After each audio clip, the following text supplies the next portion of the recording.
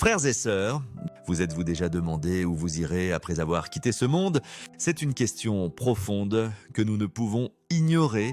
Le ciel est si réel, l'enfer est réel. Et chacun de nous est destiné à l'un de ces deux lieux. Cependant, le pape Léon XIV vous apporte une bonne nouvelle. La parole de Dieu révèle clairement des signes indéniables qui nous aident à savoir si nous sommes sur le chemin du ciel ou non.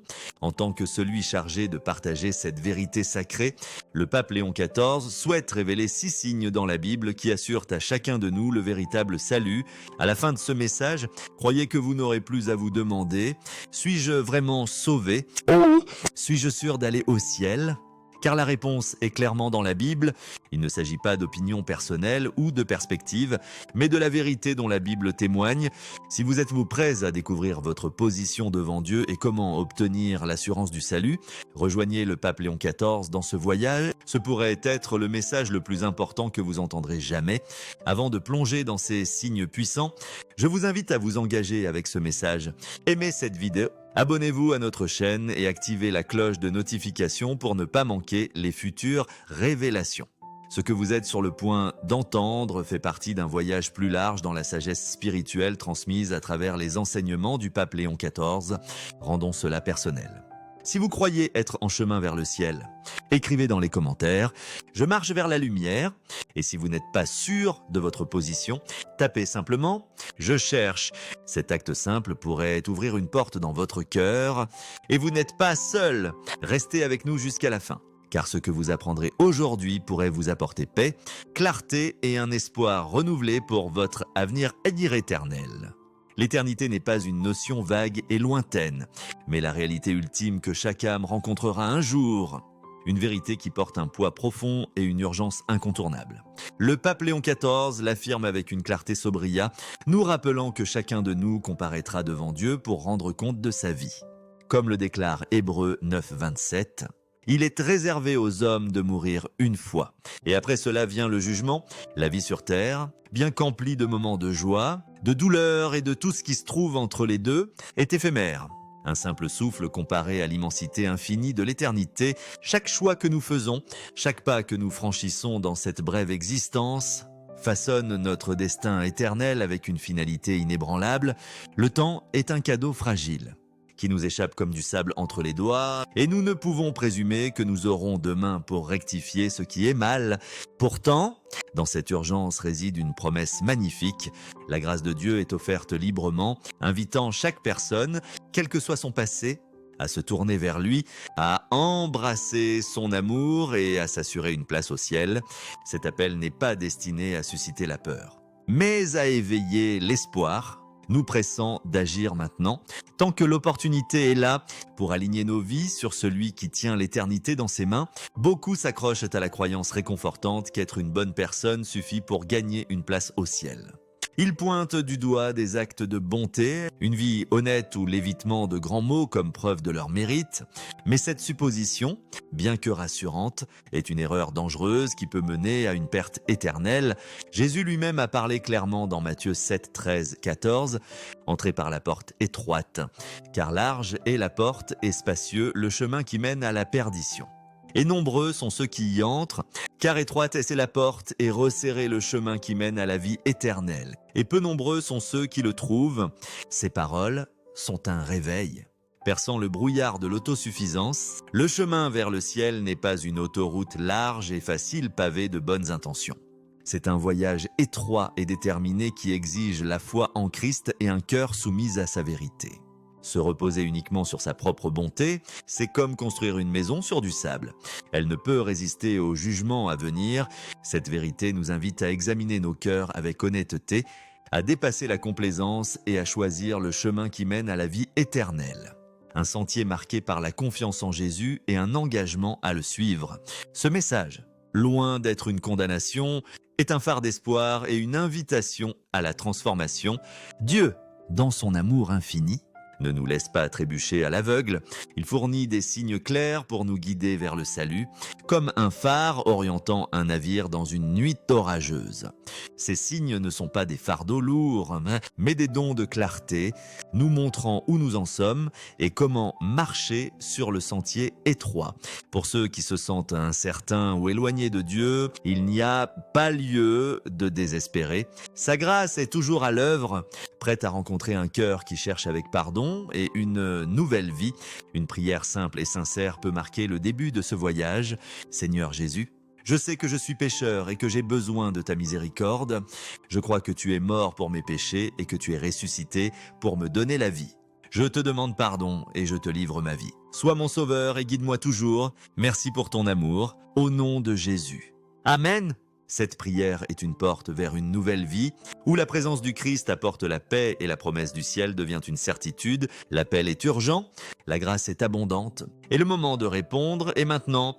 Choisir ce chemin, c'est entrer dans une vie de sens, marcher avec assurance vers l'éternité et embrasser l'amour d'un Dieu qui aspire à ce que tous trouvent leur foyer en lui. Signe 1. Vous avez véritablement accepté Jésus-Christ comme Seigneur et Sauveur. La pierre angulaire du salut est une relation personnelle et transformatrice avec Jésus-Christ. Le pape Léon XIV souligne qu'aucun autre chemin ne mène au ciel ni les bonnes œuvres, ni les rituels religieux, ni l'héritage culturel. Comme Jésus le déclare dans Jean 14,6, « Je suis le chemin, la vérité et la vie. Nul ne vient au Père que par moi. » Cette vérité est absolue. Le salut se trouve uniquement par la foi en Christ. Le pape Léon exhorte tous à réfléchir s'ils ont véritablement livré leur vie à Jésus en tant que Seigneur et Sauveur, un engagement qui va au-delà d'un assentiment intellectuel ou d'une croyance superficielle. Reconnaître simplement l'existence de Jésus est insuffisant. Comme nous le rappelle Jacques 2,19, les démons aussi croient et ils tremblent. Le véritable salut exige une confession et une croyance sincère, comme décrit dans Romains 10, 9. Si tu confesses de ta bouche que Jésus est Seigneur et crois dans ton cœur que Dieu l'a ressuscité d'entre les morts, tu seras sauvé. Cela implique un repentir authentique, se détourner du péché et se tourner vers Jésus, en s'appuyant sur son sacrifice sur la croix comme seul moyen de salut. Le pape Léon insiste sur le fait que cet abandon n'est pas un événement ponctuel, mais un engagement à vie pour faire de Jésus le centre de l'existence. Beaucoup supposent qu'ils sont chrétiens en raison de leur éducation, de leur baptême ou d'une fréquentation occasionnelle de l'Église. Cependant, le pape Léon avertit que le salut ne s'hérite pas et ne s'obtient pas par des actes extérieurs, c'est une affaire de cœur. Il cite les paroles graves de Jésus dans Matthieu 7, 21 à 23. « Ce n'est pas tout le monde qui me dit « Seigneur !» Seigneur, qui entrera dans le royaume des cieux, mais celui qui fait la volonté de mon Père qui est dans les cieux. En ce jour-là, beaucoup me diront, Seigneur, Seigneur, n'avons-nous pas prophétisé en ton nom, chassé des démons en ton nom, et fait de nombreux miracles en ton nom? Et alors je leur déclarerai, je ne vous ai jamais connu. Éloignez-vous de moi, vous qui commettez l'iniquité. Ces personnes comptaient sur des activités religieuses, mais manquaient d'une relation personnelle avec Christ. Le pape Léon encourage l'auto-examen. Connaissez-vous vraiment Jésus ou ne faites-vous que le connaître de loin? Pour ceux qui se sont livrés à Christ, il y a une grande assurance. Jean dit Dwintillé promet. Je leur donne la vie éternelle et ils ne périront jamais. Et personne ne les arrachera de ma main. Si l'incertitude persiste, le pape Léon urge à chercher Dieu immédiatement, confesser ses péchés et embrasser Jésus comme Seigneur. Ce premier signe pose les fondations des autres, marquant le début du chemin vers le ciel. Signe 2, vous portez les fruits de l'Esprit Saint. Une vie transformée par Christ montre des preuves visibles. Comme Jésus l'enseigne dans Matthieu 7,16, vous les reconnaîtrez à leurs fruits. Le pape Léon explique que, tout comme un arbre saint produit de bons fruits, un vrai croyant manifeste les fruits de l'Esprit Saint, énumérés dans Galates 5, 22-23.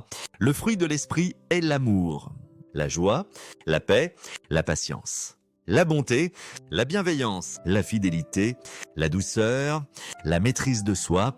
Contre de telles choses, il n'y a pas de loi. Ces qualités reflètent un cœur habité par l'Esprit Saint et leur présence dans la vie d'une personne est un signe puissant de salut. Le pape Léon encourage à réfléchir sur la manière dont ces fruits se manifestent dans les actions et attitudes quotidiennes. notant qu'ils ne sont pas de simples idéaux, mais le débordement naturel d'une vie transformée. L'amour se voit dans des actes désintéressés, même envers ceux qui sont difficiles à aimer, et dans le pardon sans rancune. La joie, enracinée en Christ, reste stable, quelles que soient les circonstances. Contrairement au bonheur éphémère lié au succès mondain, la paix permet de faire confiance à Dieu pendant les épreuves. Libérant du joug de l'inquiétude ou de la peur, la patience se montre dans la grâce sous pression. Faisant preuve de tolérance lorsque d'autres provoquent de la frustration, la bonté et la bienveillance brillent dans des actions compatissantes, même envers ceux qui n'offrent rien en retour, tandis que la fidélité reflète un engagement inébranlable envers Dieu à travers les défis de la vie. La douceur façonne les paroles et les actions pour édifier les autres, Pekiyua, évitant la dureté, et la maîtrise de soi se manifeste dans la discipline, résistant à la tentation pour honorer Dieu. Le pape Léon précise que ces fruits n'obtiennent pas le salut, comme l'affirme Éphésiens 2, 8, 9, car c'est par la grâce que vous êtes sauvés, par le moyen de la foi.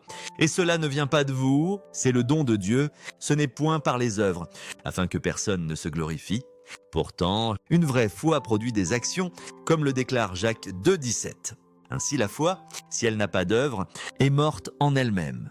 Les croyants ne sont pas parfaits, mais grandissent avec le temps, convaincus par le péché et désirant refléter Christ plus pleinement. Si l'on voit ses fruits croître, c'est un signe fort de salut. S'ils sont absents, le pape Léon urge à un engagement plus profond envers Christ pour permettre l'œuvre transformatrice de l'Esprit Saint. Signe 3, vous obéissez au commandement de Dieu avec joie. L'obéissance à Dieu est une caractéristique distinctive de la vraie foi. Le pape Léon met en lumière les paroles de Jésus dans Jean 14, 15. Si vous m'aimez, vous garderez mes commandements. Cette obéissance n'est pas une obligation pesante, mais une réponse joyeuse à l'amour de Dieu. Bien que le salut soit par la grâce à travers la foi, comme le confirme Éphésiens 2, 8, 9, un cœur transformé cherche naturellement à obéir à Dieu. 1 Jean 2, 3, 4 est clair. Nous savons que nous l'avons connu si nous gardons ses commandements. Celui qui dit « je l'ai connu » et qui ne garde pas ses commandements est un menteur, et la vérité n'est pas en lui. Le pape Léon souligne que prétendre connaître Dieu sans obéissance est un mensonge. La véritable obéissance découle de l'amour, non de la peur ou du légalisme. Jésus décrit les plus grands commandements dans Matthieu 22, 37, 39. Tu aimeras le Seigneur ton Dieu de tout ton cœur, de toute ton âme et de toute ta pensée. C'est le premier et grand commandement. Et le second lui est semblable. Tu aimeras ton prochain comme toi-même. Le pape Léon explique que ces commandements résument la volonté de Dieu, appelant les croyants à aimer Dieu de tout leur être et à étendre cet amour aux autres. Cette obéissance se reflète dans les choix privés, comment on agit quand personne ne regarde, comment on traite les autres sans attendre de récompense, ou comment on maintient l'intégrité dans des moments inaperçus. Le pape Léon encourage à réfléchir, obéit-on à Dieu par amour, même lorsque cela coûte cher ? Par exemple, choisir l'honnêteté dans une situation difficile ou pardonner une blessure profonde reflète un cœur aligné sur Dieu. L'obéissance n'est pas la perfection, mais un désir croissant de plaire à Dieu, ceux qui obéissent avec joie, cherchant à honorer Dieu dans tous les domaines de la vie. Portant un signe fort de salut, le pape Léon urge les croyants à examiner leurs motivations et leurs actions, s'assurant que leur obéissance reflète un amour sincère pour Christ. Signe 4. Vous aimez les autres profondément et sans égoïsme. L'amour est la marque définitive d'un vrai croyant. Le pape Léon met en avant 1 Jean 4, 7. Toi, bien-aimés, aimons-nous les uns les autres, car l'amour est de Dieu. Et quiconque aime est né de Dieu et connaît Dieu.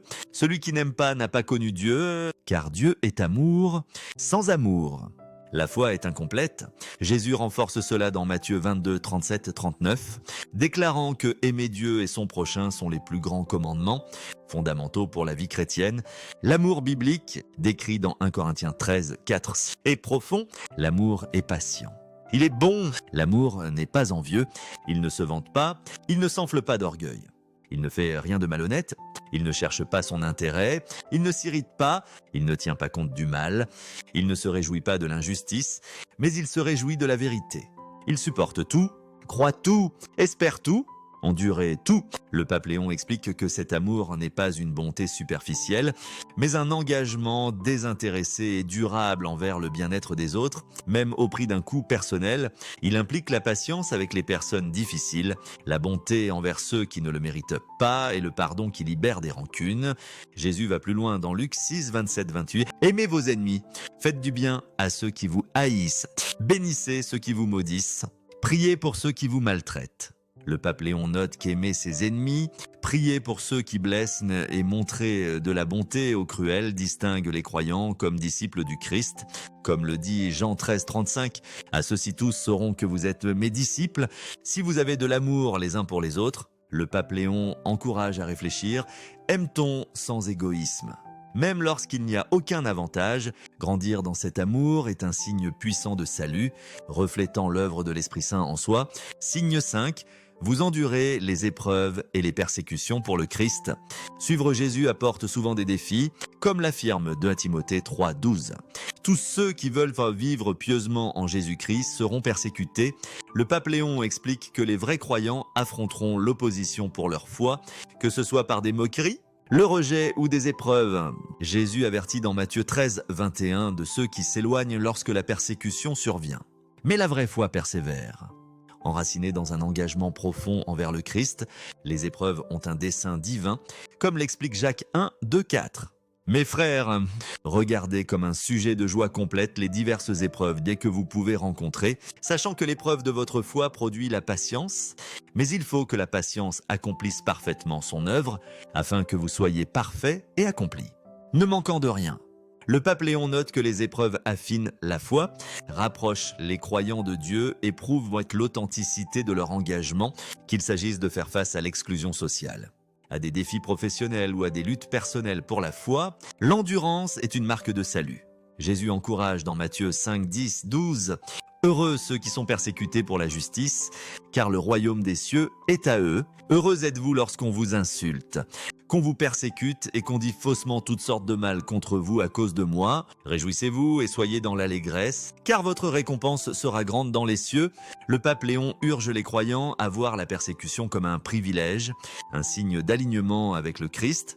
Ceux qui restent fidèles au milieu des épreuves portent un signe fort de salut, confiants dans leur récompense éternelle. Signe 6. Vous avez un espoir inébranlable dans le ciel. L'éternité n'est pas une simple abstraction, mais la réalité ultime qui attend chaque âme, une vérité qui exige notre attention la plus profonde. Comme le pape Léon nous le rappelle, Philippiens 3, 26 proclame « Mais notre cité est dans les cieux ». D'où nous attendons aussi comme sauveur le Seigneur Jésus-Christ. Pour ceux qui ont placé leur foi en Christ, ce verset est un appel clair à vivre avec le ciel comme boussole, en priorisant les vérités éternelles sur l'attrait fugace de ce monde. Le cœur d'un vrai croyant bat pour quelque chose de plus grand que les plaisirs ou les réalisations terrestres. Il aspire à la présence de Dieu, où la joie est complète et inébranlable. Cependant, la Bible avertit dans 1 Jean 2, 15, 17 « N'aimez pas le monde ni les choses qui sont dans le monde, et le monde passe, lui et ses convoitises. Mais celui qui fait la volonté de Dieu demeure éternellement. » Ce contraste est frappant. Les tentations du monde richesse, statut ou gratification momentanée sont comme de la brume, disparaissant rapidement. Tandis qu'une vie alignée sur les desseins de Dieu perdure dans l'éternité, les croyants ne sont pas appelés à rejeter les bénédictions de Dieu, mais à les tenir légèrement, s'assurant que leur quête ultime est le royaume des cieux. Cette perspective éternelle transforme chaque aspect de la vie, des choix quotidiens aux ambitions de toute une vie, encreinte l'âme dans l'espoir d'un sauveur qui reviendra. Cette focalisation céleste ne signifie pas se retirer du monde, mais s'y engager avec intention et clarté. Une vie fixée sur l'éternité, investie dans ce qui dure, une relation vibrante avec Dieu à travers la prière et l'immersion dans les Écritures. Partager le message transformateur de l'Évangile et servir les autres avec un amour désintéressé. 2 Corinthiens 5:8 capture la confiance de cet espoir. Nous sommes pleins de confiance et nous aimons mieux quitter ce corps et demeurer auprès du Seigneur. Pour ceux qui connaissent Christ, la mort n'est pas une fin, mais un commencement. Une transition glorieuse vers une éternité en sa présence. Cette assurance bannit la peur et insuffle un sens à la vie, pressant les croyants à réfléchir. Mon cœur est-il attaché au temporaire ou aspire-t-il au ciel? Les marques d'un vrai chrétien sont évidentes dans leurs priorités. La prière devient une ligne de vie vers le cœur de Dieu, l'adoration un avant-goût de la joie éternelle. Et les actes de service un reflet de l'amour du Christ. Ce ne sont pas des devoirs, mais des délices. Façonnant une vie qui rayonne la réalité du salut, vivre ainsi, c'est déclarer que son véritable foyer n'est pas ici. Mais avec Dieu, une vérité qui apporte paix et urgence à chaque instant, l'appel à vivre pour l'éternité a un effet d'entraînement, poussant les croyants à partager cet espoir avec un monde dans le besoin. Le temps est fugace, et le retour de Jésus se rapproche, rendant chaque opportunité de guider les autres vers lui d'une conséquence éternelle. Une seule conversation, une histoire partagée de rédemption ou une vie qui brille de l'amour du Christ peut changer la trajectoire éternelle de quelqu'un. L'attirant vers le Sauveur qui a donné sa vie pour tous, cette mission n'est pas réservée aux éloquents ou aux érudits. C'est le privilège de chaque croyant de refléter la grâce de Dieu à travers des paroles et des actes. Imaginez l'impact. Un acte de courage pourrait mener une âme aux portes du ciel. Un moment de bonté pourrait allumer la foi dans un cœur endurci par le doute. Vivre avec l'éternité en vue libère les croyants de la tyrannie du temporaire, leur permettant d'aimer audacieusement, de donner généreusement et d'espérer sans faille. La question résonne encore, où repose votre cœur? Choisir l'éternité, c'est embrasser une vie de sens, marcher sur un chemin qui mène à Dieu et inviter les autres à rejoindre le voyage. La promesse du ciel attend et le moment de vivre pour elle est maintenant. Dans un appel émouvant à l'auto-examen, le pape Léon défie chaque personne de considérer une question profonde. Si vous vous teniez devant Dieu aujourd'hui, seriez-vous prêt? L'éternité n'est pas un concept lointain, mais une réalité qui dépend de la relation de chacun avec Jésus-Christ. Comme le déclare 2 Corinthiens 6,2, « Voici maintenant le temps favorable, voici maintenant le jour du salut ». Cette vérité puissante souligne l'urgence du moment. La grâce de Dieu s'étend à tous, quel que soit leur passé, invitant chacun à venir tel qu'il est brisé mais aimé pour trouver la rédemption et le sens. Pour ceux qui se sentent incertains de leur destin éternel, le chemin à suivre est clair et immédiat. Se tourner vers Jésus exige une confession sincère des péchés et un abandon complet à son amour et à sa seigneurie. Une prière simple et sincère peut marquer le début d'une vie transformée. Seigneur Jésus, je reconnais mes fautes et mes péchés. Je crois que tu es mort pour moi et que tu es ressuscité, vainquant la mort. Je te demande pardon et t'invite à prendre le contrôle de ma vie. Sois mon sauveur, mon guide et mon plus grand désir. Je choisis de te suivre de tout mon cœur. Merci pour ta grâce infinie. Au nom de Jésus, Amen. Ceux qui offrent cette prière entrent dans une nouvelle existence, une où la présence du Christ habite en eux et le ciel devient leur foyer rassuré. Cette décision n'est pas une fin, mais le début d'un voyage vibrant. Les nouveaux croyants sont encouragés à nourrir leur foi par des pratiques quotidiennes qui approfondissent leur connexion avec Dieu. Lire la Bible, la parole vivante de Dieu, offre sagesse et direction pour les complexités de la vie. La prière devient une ligne de vie, une conversation avec le Créateur qui fortifie l'âme. La communion avec d'autres chrétiens s'offre communauté, soutien et croissance partagée. En crainte les croyants dans un monde souvent rempli de distractions, ces disciplines ne sont pas de simples rituels, mais des lignes de vie qui soutiennent et transforment, façonnant les individus à l'image du Christ. De plus, l'appel à partager ce message brûle avec intensité. Le retour de Jésus se rapproche chaque jour et les enjeux ne pourraient être plus élevés. L'éternité est en jeu. Chaque personne que vous rencontrez est quelqu'un pour qui le Christ est mort. Quelqu'un qui a besoin d'entendre que la grâce est disponible, que l'espoir est réel. Partager cette vérité n'est pas seulement un devoir, mais un privilège. Une opportunité d'inviter les autres à la même relation transformatrice avec Jésus.